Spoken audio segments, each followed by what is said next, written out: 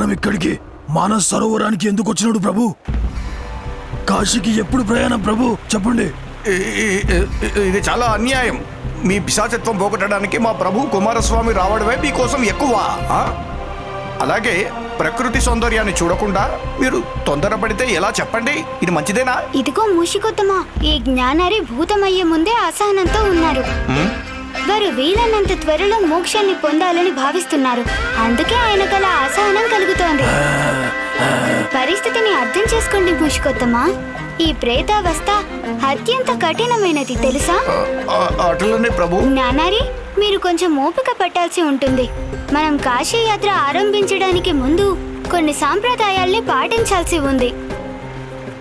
అన్నిటికంటే ముందు మనం మానస సరోవరం నుండి పవిత్ర జలాన్ని తీసుకురావాలి. సరోవర జలాన్ని కావిళ్లలో పెట్టుకొని శివనామ స్మరణ చేసుకుంటూ కాశీ నగరానికి బయలుదేరాల్సి ఉంటుంది. మీ యొక్క పుత్రుడు సుబోధుడిని కూడా పిలవాల్సి ఉంటుంది.